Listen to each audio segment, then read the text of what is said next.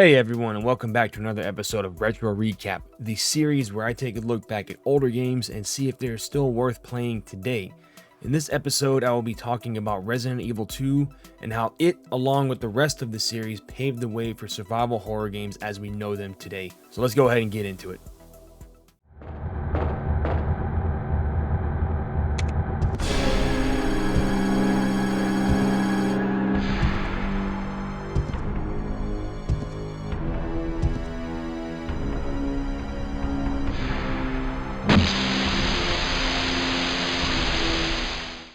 Now, one thing I do want to point out real quick though is that Resident Evil was not the original survival horror game. That actually went to Sweet Home on the NES and Alone in the Dark, which was, I believe, on the 3DO and PC. I never really played that series a whole lot. I know I do have one of them on PS1, but that's about it. But I do know that they started the whole survival horror genre, and Resident Evil kind of incorporated the fixed camera angle of Alone in the Dark and the survival horror teen going into a house being picked off one by one from Sweet Home. Unfortunately, that game was only released in Japan, and like I said, Alone in the Dark was limited to 3DO and PC, so I never really got to play those games too much. But what can I say about Resident Evil 2 that hasn't been said already? I'm going to go ahead and go into a little personal history of mine with this game. I remember seeing previews for this game a lot in magazines, going into bookstores, magazines we would get in the mail. I would see previews of Resident Evil 1, Resident Evil 2, only I didn't have a PlayStation 1 at this time, so I had to just kind of look at it and hope for the best. Hey, maybe one day I'll get one. So I had to just deal with playing with Super Nintendo and Genesis games at the time, and this was about 96, 97, so the system was going to drop in price eventually. And let's flash forward 2 years to when I actually did have a PS1. I got Resident Evil 1, story on that to come in a different video. It came with a demo of Resident Evil 2. Now my first thought was jump into the demo, play that first instead of the Resident Evil 1, because everybody was talking about Resident Evil 2 at this time. Everybody said, you gotta play this game, it's so awesome, it's great, you gotta play it, it's scary. So I jumped into 2, and I believe a lot of people did that as well. They jumped right into 2 before playing Resident Evil 1. This demo scared the absolute crap out of me. It's just a demo, right? But the beginning with the hordes of zombies, and I'm just thinking, where the heck am I supposed to go? The zombies, the creaking, the creepy noises, the haunting sounds in the police station, everything was kind of creeping me out in this demo. And so I knew that Resident Evil 3 was coming out later that year. So I knew that I was in for a treat with this series because I was already having fun with it. I was scared. I even had nightmares that same night trying to get to sleep. It was just funny how this game is one of my first games that actually scared the crap out of me. One thing that did catch my eye though when I was looking at the previews was that Claire was not the same character from all the previews. And Leon looked a little bit different as well. He had some kind of weird armor on, and I'm sitting there going, well, what is this? This isn't the same. This is not the same things I saw in the magazine. And then I found out that those versions, along with Elza Walker, who was the original female character, were part of what is now known as Resident Evil 1.5, which is the original version of Resident Evil 2 that they were working on right after they finished Resident Evil 1. But they ended up scrapping the game at almost 70% complete. And this was due to the fact that they wanted Resident Evil 2 to connect to Resident Evil 1 in Claire Redfield, Chris Redfield. You understand how it's connected. So they wanted it to connect more to the first game instead of being just a standalone game and everything. And I think that's after that they started to go with more connecting each game together. Pretty much, as you know it now, each game is connected to the last one or a earlier game in the series. With that being said, let's go ahead and jump into the gameplay and the story of this game. Who are you? Claire Redfield. I'm looking for my brother Chris. We lost contact with him over 10 days ago. Chris, Jill Barry. Every last STARS team member has disappeared. So the story picks up a few months after the events of Resident Evil 1 with the mansion incident and all that. The T-virus has somehow gone throughout the entire Raccoon City. It has spread throughout the whole city. People are turning into zombies. Claire and Leon have no idea what's going on. They both arrive at the same time, and they have no clue what's going on because they weren't there. Leon is a rookie cop. Claire is looking for her brother. And speaking of Leon being a rookie cop, that is a heck of a first day, if I do say so. They both run into each other, and they're trying to figure out what's going on. They have to head for the police station and everything, and they get split up. Pretty much the story goes from a 5 as far as intensity level, and it jumps to a 10 about halfway through and just keeps going higher and higher up. There are a lot of twists and turns in this game that some of them I did not see coming. It's funny, if you play the second game before you play the first game, some of the twists will make more sense in the first game. Because when I played the first game, I didn't understand one of the passwords, and I'm just like, well, what is this? When I'm playing Resident Evil 2, it's explained to the player, and I was like, okay, now I understand what's going on with this over here. So a lot of twists and turns, and as far as getting split up, that's where the gameplay comes in. And I don't want to spoil too much about the story, that's why I won't go too much into details. So I'm going to go ahead and jump on into the gameplay, so let's go ahead and get into that.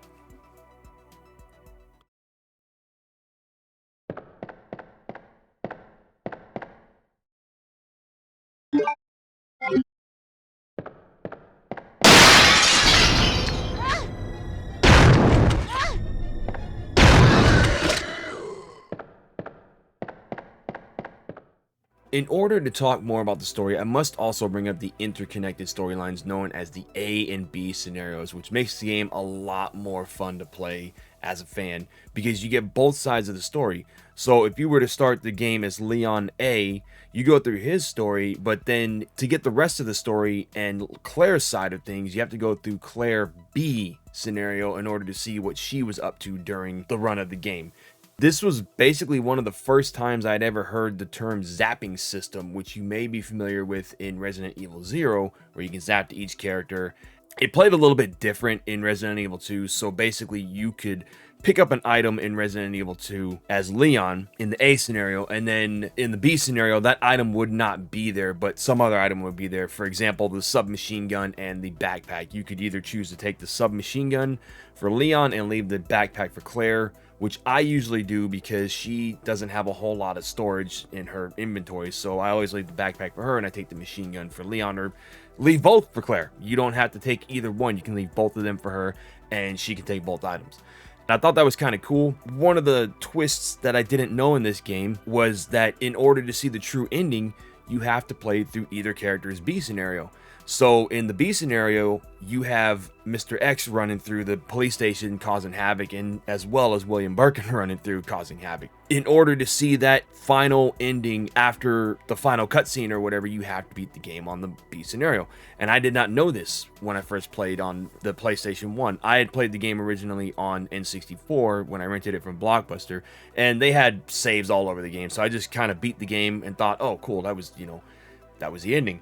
When I played it on PS1, I beat the A scenario, but I had no idea that there was another whole story to the game. Much like Castlevania Symphony of the Night, I had no idea there was a whole other castle in that game. Completely unrelated, but similar situation where you didn't know there was more to this game. I just thought that was so cool, but the strategy guide I was using at the time did not mention that. They just had the A scenario, and that's how I found out that there was another game in this thing. I really enjoyed that they did that. And I really wish they would do that again. I mean, the remake, they did it, but it wasn't quite near the same as what it was in the original. I just wish they had kept that same setup, but, it is what it is. One really cool thing that they did add in this game that was not in the original was the visible injuries. So if you are green, you're good, but if you're caution yellow or orange or even danger, your character holds their side. Maybe not yellow as much, but orange and danger and red, definitely you see the visual injuries. They'll hold their side, and if you're in danger, they start limping. So it's basically one of those situations where you're kind of thinking, man, I got to get to a save room or find some health or something, because one good hit, bite, scratch, I'm done. A lot of times that would happen, and that was basically the visual injuries they used going forward for the rest of the series. Resident Evil 1 just did not have that. You could get caught by a zombie and they could just be chomping down on you, and you're trying to get them off you, 2 bites and you're dead. depending on who you were playing as. But there was no visual injury or anything to let you know, hey, you are in danger. You had to go to the pause menu to see that, and you could be like, oh, I'm in danger, and one good hit and I'm done. So I like that they added that in there to basically help you see that you were in trouble and you needed to get help fast, or you, like I said, you were done. So the setup for this game does follow the same pathway as Resident Evil 1, where you have your starting area being the mansion in that one. This one being the tanker truck that exploded. You had to make your way to the police station. I feel like in this game, there's a lot more areas to explore and go through. So you have your sewer area, your basement area, your train yard, the boiler room, the storage area for Claire, which I'll get to in a minute. And you basically just end up at the underground lab, similar to Resident Evil 1 and basically every Resident Evil after this that we've had so far.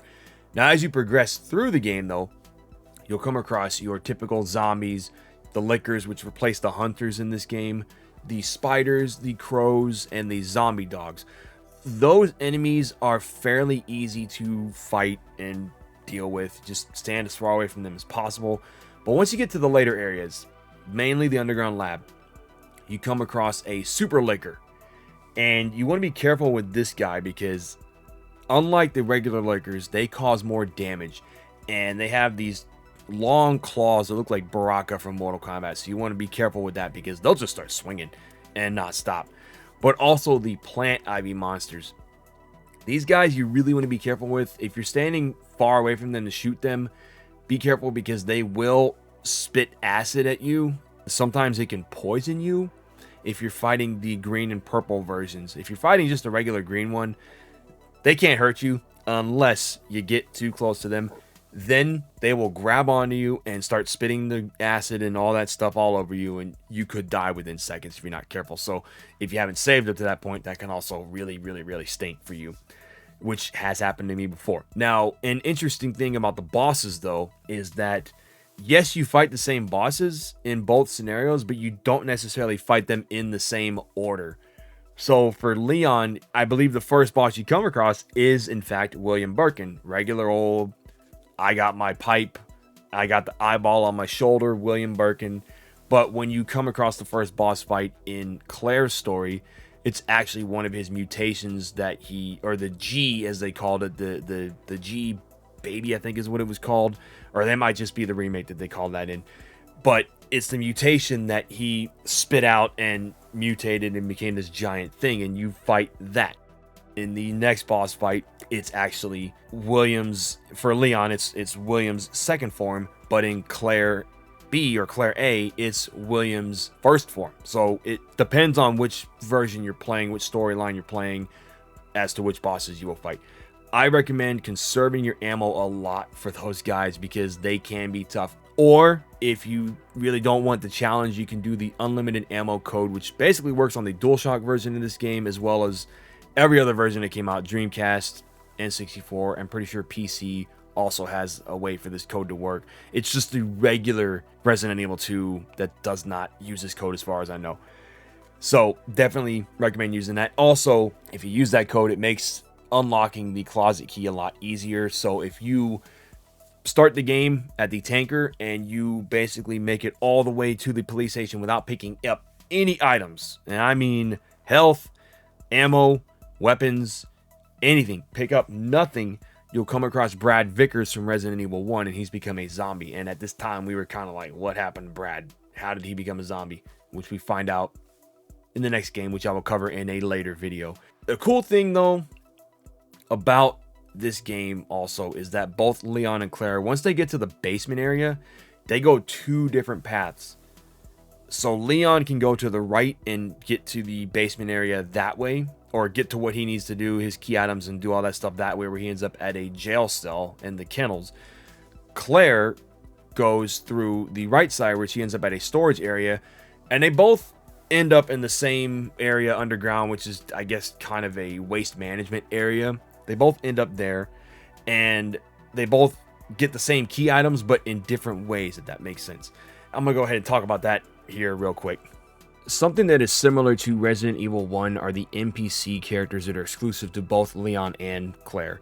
So you have Ada and Ben for Leon, Sherry and Chief Irons for Claire, but they will both encounter William, Annette, Marvin, and Kendo. Obviously, Kendo being the first character that you come across, Marvin being the first character you come across in the police station, and then Annette being Sherry's mom, William being Sherry's dad. Obviously, he is the boss that you fight throughout the game. But one cool thing they added in here was the ability to play as Ada and Sherry, which can prove to be a little tough at times if you're not careful. Now, mainly for Sherry, because she has no way of defending herself.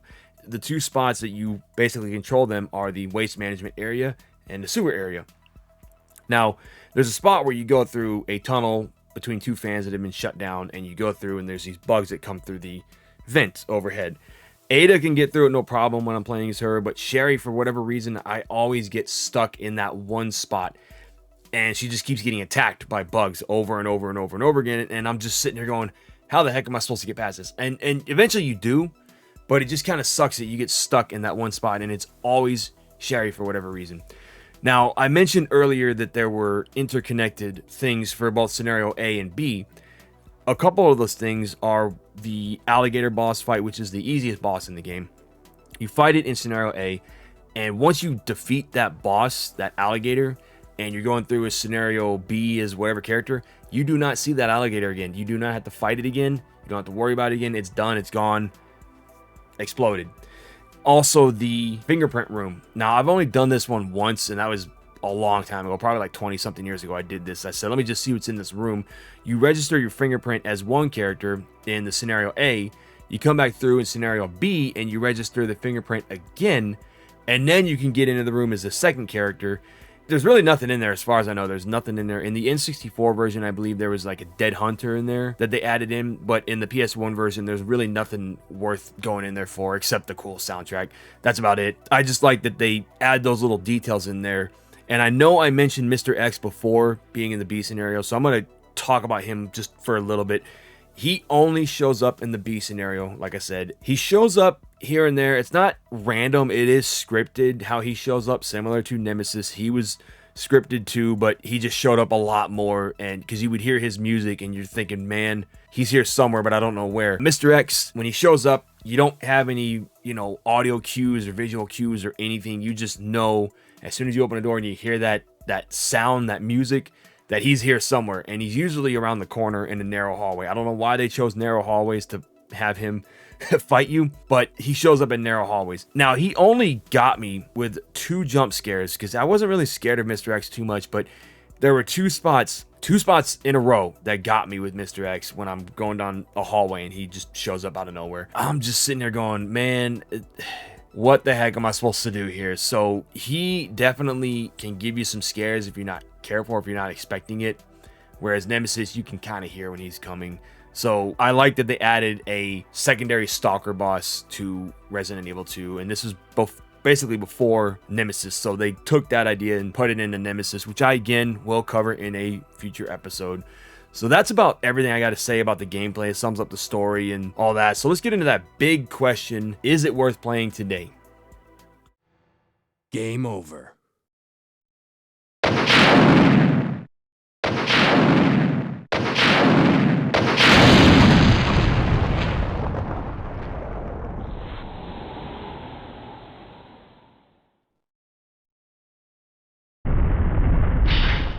So is it worth playing today? Absolutely, this game is worth playing today. I still love it. I still play it at least once a year. There are times where I won't play it for a couple of years or so, and I'll jump back into it, and something will scare me that I forgot about.